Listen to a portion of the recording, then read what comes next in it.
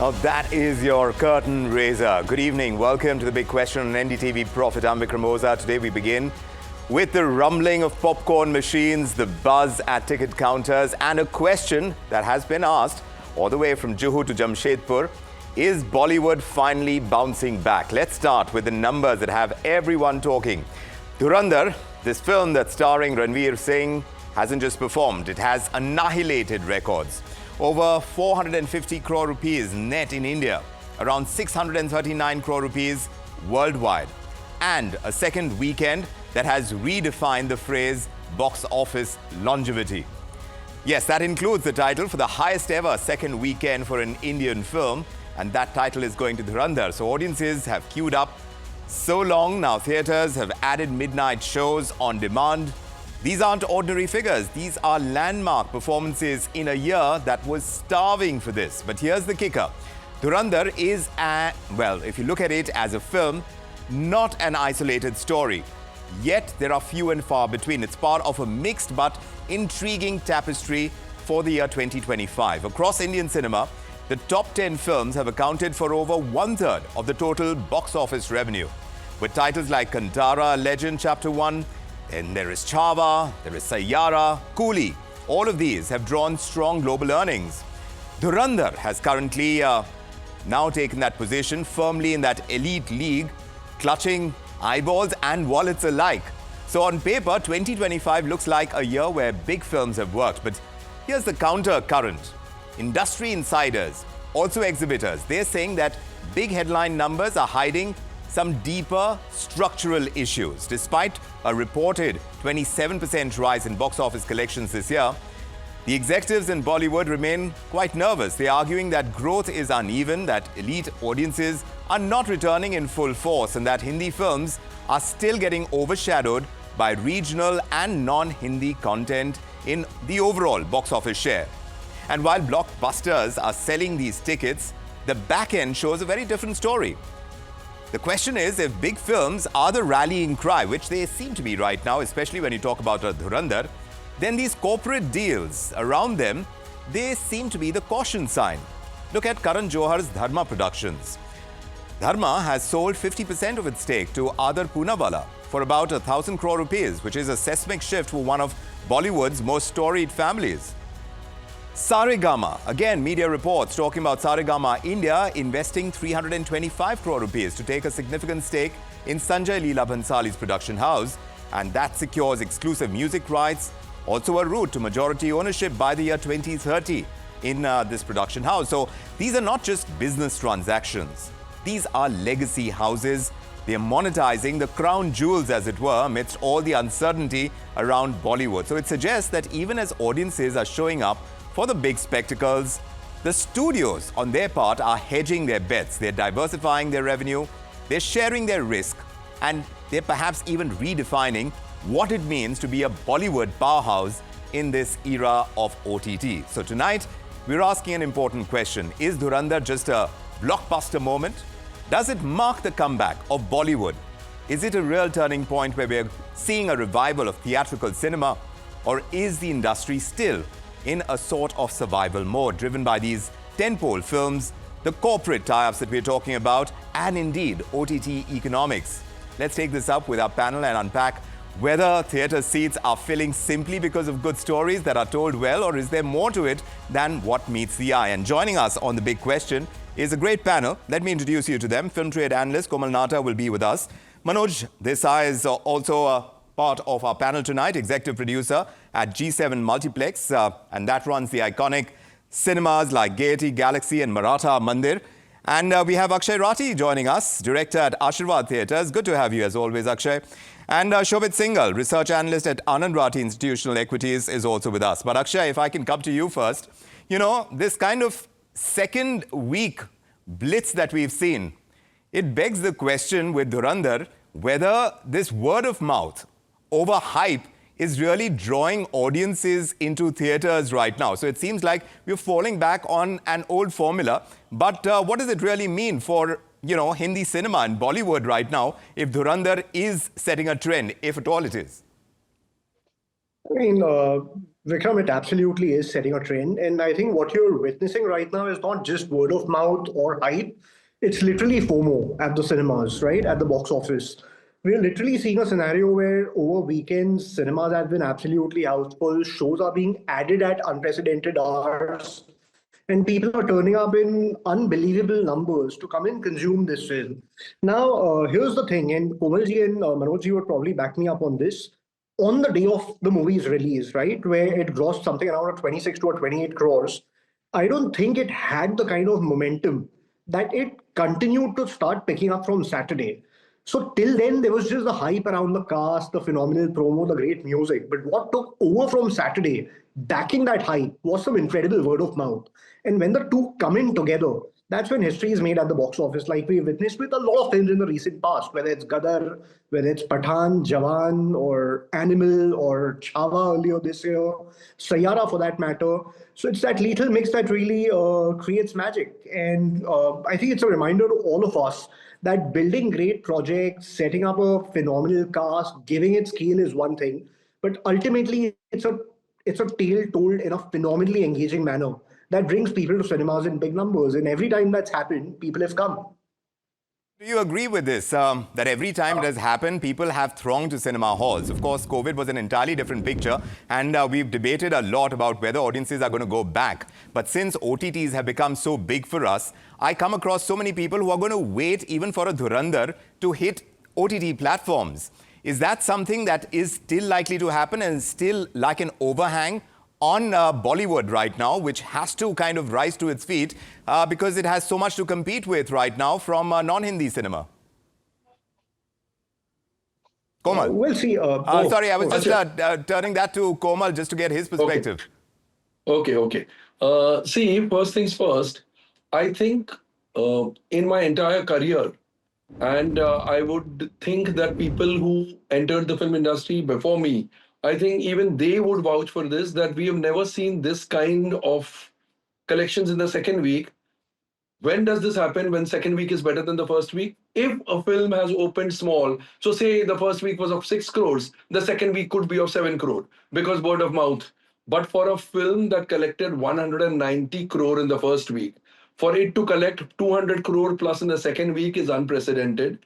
And according to me, this has happened because the trailers showed so much violence and gruesome violence, so the ladies kept away from the film in the initial days. It is only in the second week, the end of the first week and the second week, that ladies started coming in.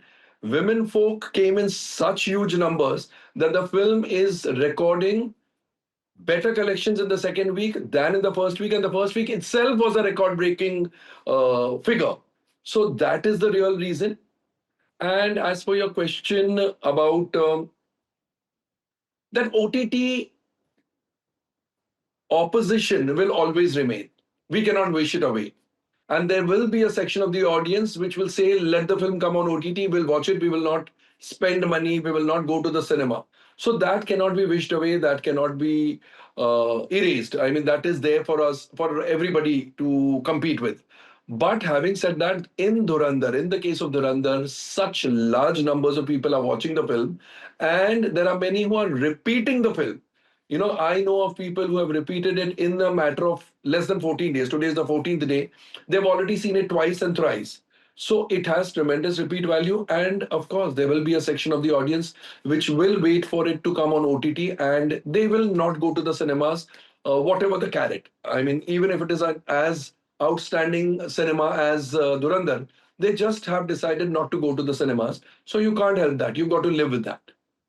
This kind of business model that is getting created, Shobit Singhal, I was just looking at the numbers, 27% year on year is the kind of increase that we are seeing in box office collections in 2025. Now, 27% is not a huge number, something that may not enthuse investors. So one wonders whether this business model, where the concentration of risk is with the OTTs, that leaves only the tentpole films to do the real business for Hindi cinema, at least as of now. Is that the truth? Yeah, so post-COVID, we have seen this trend. So many tentpole content or movies. So we have seen some volatility in the quarterly earnings as well, right?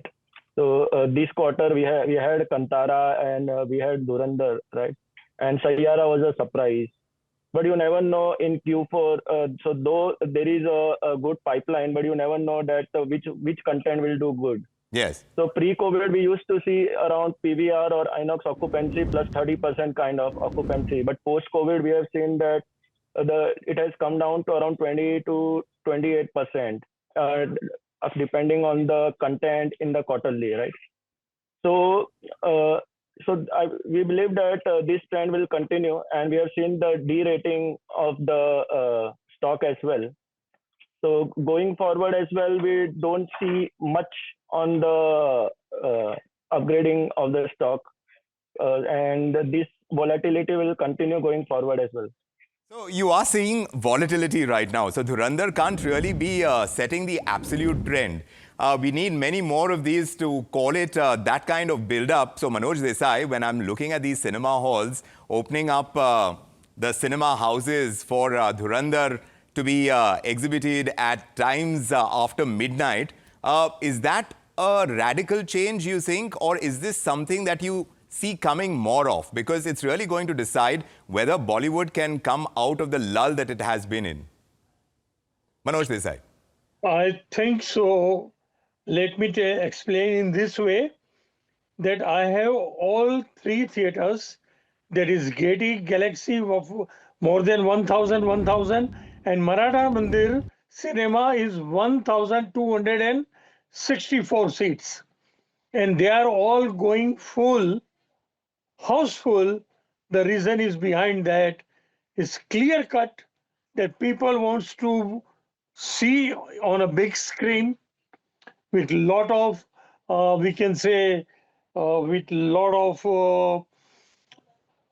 behind we have lot of speakers, lot of sound, Dolby digital, stereophonic sound. In auditorium also, left, right, and the backside, we have so many speakers. So big screen, whatever they enjoy terrific. Yes. You can't compare all my three theaters. Being an executive director and my managing director, Mr. Arun Nahar, who always believe in having low rent and to keep the houseful theater. And we kept the low rate. And I'm sure to have a houseful 1,000, 2,000, and 1,200 of Maratha Mandir. All 3,000 seats occupied every day. So that OTP, they cannot do like that. Right, right. What we do it and what sound we give, Yes. what preference we give in a big screen. But it how cannot be given. often is this likely to happen? Komal, creatively speaking, if you see what OTT is doing, it's giving Hindi writers freedom. There is a sense of realism. There is range over there. Has theatrical Bollywood, now with what we are seeing with Dhurandhar, Sayyara, of course, being the surprise hit that it turned out to be, but has Bollywood lost the middle ground? It has been squeezed between OTT realism and there is this big screen spectacle on the other side that Mr. Manoj Desai is talking about. See, I don't think it is just OTT. It's very easy to to put the entire blame on OTT. According to me, the reels that people consume on their mobile phones, that's the real opposition to cinema. Because your hunger and your thirst for entertainment is quenched by these reels. Nobody is understanding the opposition posed by such reels. People, youngsters especially, are consuming reels totaling about 2 hours a day. And that used to be the cinema time, 2.5 hours. So now if 2 hours you consume reels during those 2 hours on your mobile phone, you don't find it necessary to go to the cinemas. That is why the footfalls in the cinemas have reduced. The cinemas, the films that are made and which are very compelling content, people go for them. But slightly lesser content used to work in the pre-COVID days. And till very recently, if it's not working now, it is only and majorly not because of OTT, but because of the reels, the opposition posed by reels. So I think that is the problem area. more than the OTT. I'm just wondering, with the kind of content that everyone says, we've got so much of, there's so much variety out there, Akshay. But when you have a tentpole film like a Dhurandhar hitting our cinema screens, it seems every screen out there is going to play out a Dhurandhar.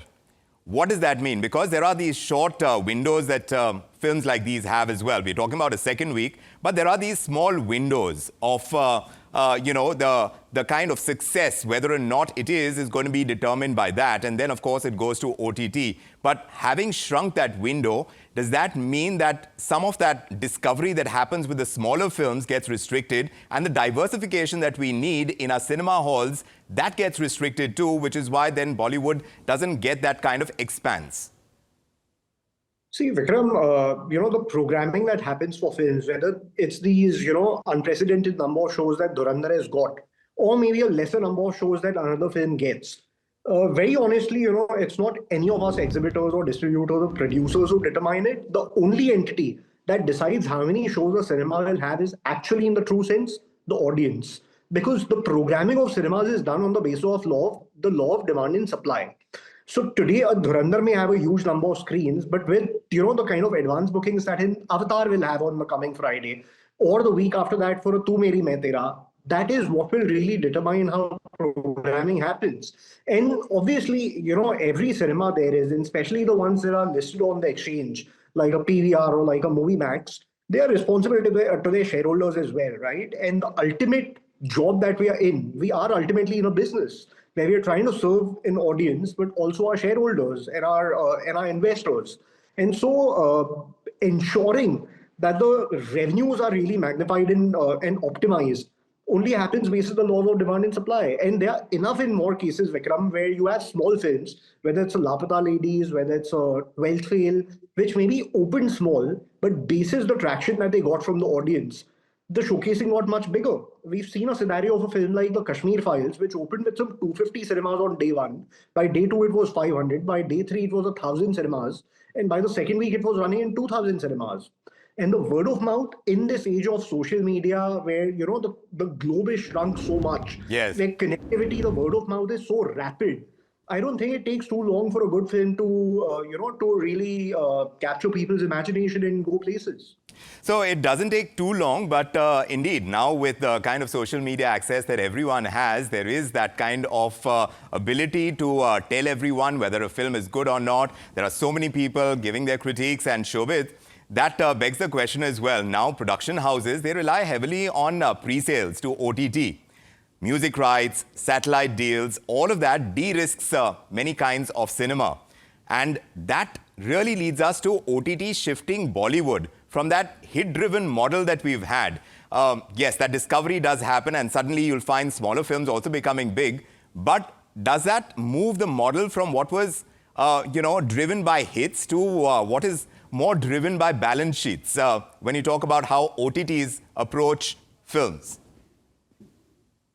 Yeah. So if you see pre-COVID, so I would like to just add one point here. So pre-COVID, we have only Bollywood. We don't have any OTT, and we don't have any dubbed regional movies as well pre-COVID. But post-COVID, we have seen dubbed regional movies also getting released in Hindi, right? Then we had OTT. So for the production house or for the audience, so there are many content which people can see based on the content, based on the word of mouth, how the movies are performing, right? And they have a better choice now. There are more choices now.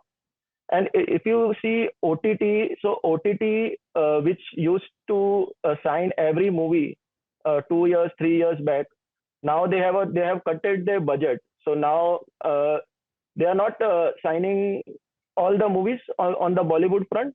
They are also giving them some. They have cut their budget, and they are also they have the choice which movies they need to sign, which they don't have to, because even they have to answer to the shareholders, right?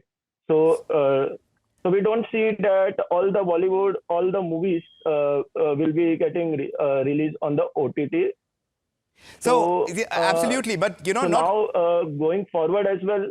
Yeah, but it's not about all the movies, but it does raise concerns about, where OTT is going to invest. The kind of cinema, is there a bifurcation over there, Komal, that you see that is actually happening in terms of cinema that is going to be picked up by OTTs, how much they are going to pay?